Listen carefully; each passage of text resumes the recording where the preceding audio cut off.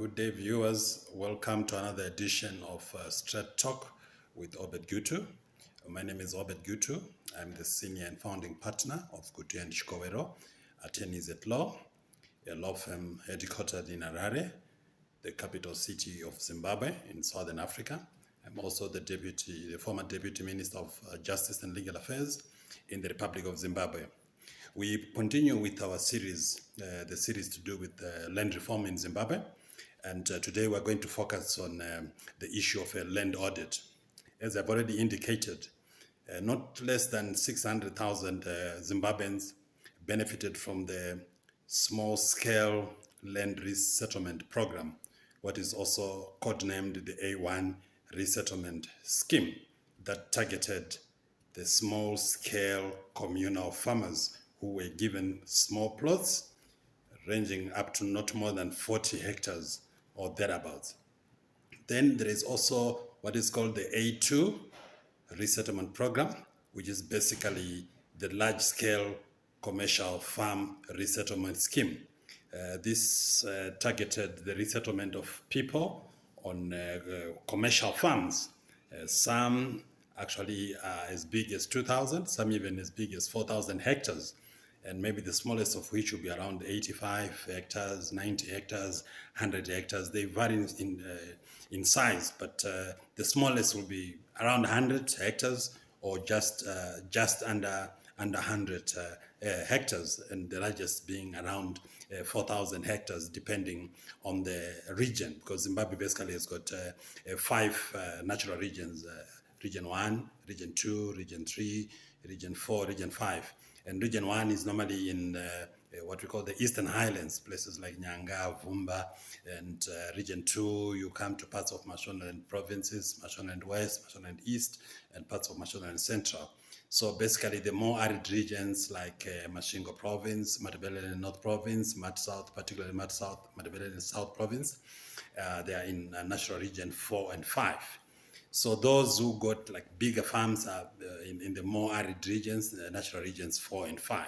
And those who got like smaller commercial farms are in the natural regions 1 and natural region 2, maybe, and also parts of natural region 3. But the issue that has been really of interest to most Zimbabweans, both in the country and staying now in the diaspora, is the issue of the land audit. Because there have been serious allegations leveled against the issue of multiple commercial farm land ownership, that some people use their political connection or their relationships with political gurus to be able to be given more than one farm.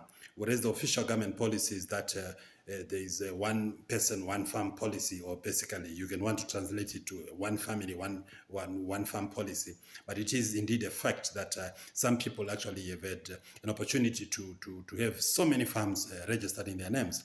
Some actually have had, like if they have 8 or 9 children, each of those children has had an opportunity to be allocated a commercial farm, whilst millions of other Zimbabweans, or rather thousands of other Zimbabweans, remain on the waiting list.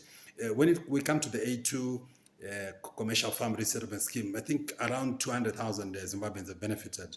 And you see that that's only about 200,000, plus or minus 200,000 people. But I know for certain that millions of people have actually applied for land allocation, and it's obviously land being a finite resource. It is not going to be possible to have every Zimbabwean, out of a population of about 15, 16 million, to have every Zimbabwean being allocated a farm. That is just practically impossible. So hence the need to ensure that the land audit is executed in such a way that those people who have got more than one farm, those additional farms are taken away from them so that they can only remain with one farm, and obviously being able to allocate these other additional farms to those people, deserving people, that is, who are on the waiting list. And also there are some people who have been allocated huge farms that they are not even capable of using. Maybe they don't have the financial capacity to do that, they don't have the technical capacity to do that, and there's no point, say, for one to have a 700 hectare farm in Natural Region 2 or Natural Region 1, when perhaps you're only using about 40 hectares,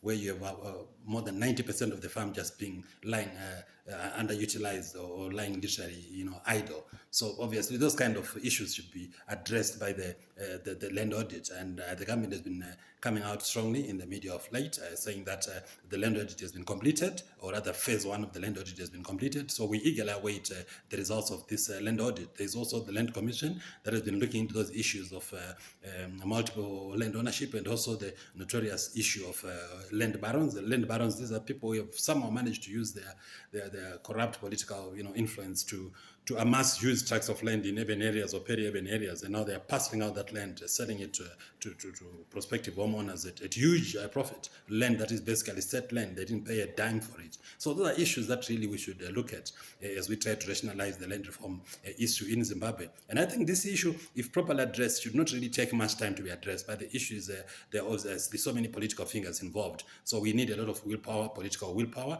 to tackle this issue, to make sure that once we deal with it, we just rationalize it, and we make sure that we bring order and sanity in our land reform program.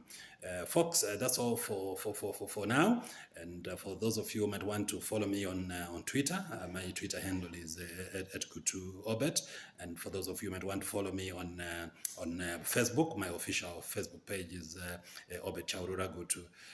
Thank you for taking your time to watch this video, and we continue with our interaction. Have a good day and God bless.